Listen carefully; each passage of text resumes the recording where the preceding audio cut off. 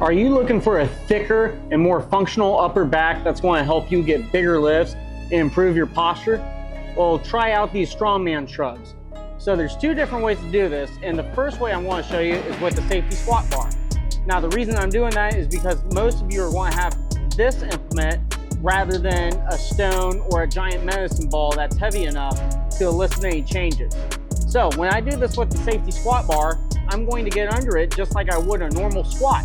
But when I get under it, I'm going to stand up and just stay in that position, standing up, and then I'm going to let my chest come down. After I brace my core as hard as I can, I'm going to let my chest come down, and then I'm going to stand back up as tall as I can.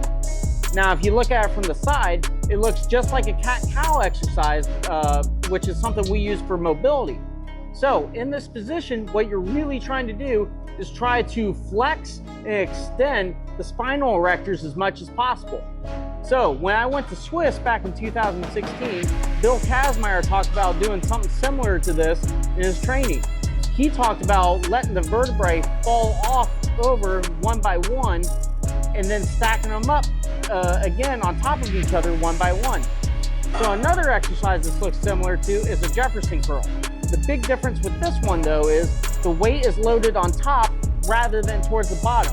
So what that does is it gives the erectors of the middle back a lot more stress and a lot more activation in order to get your posture a lot better, especially if you're trying to keep your chest up at the bottom of a squat or a deadlift.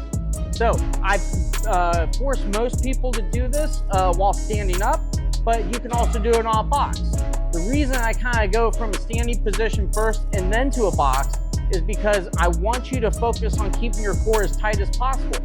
So a lot of people, when they try to do this on a box, they don't stay tight like they would on a normal squat. They just relax everything onto the box and completely let go and then try to sit back up.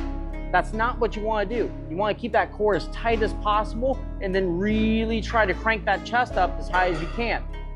Now, the same thing goes if you're doing this with a medicine ball.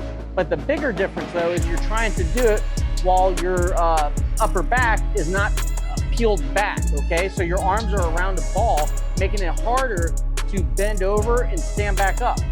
Now, this is a great exercise to do if you really need to focus more on that core strength and you compete in strongman. But both are great alternatives if you just want a functional upper back that's going to help you deadlift and squat more. So I hope you guys found this useful, and I'll see you guys around.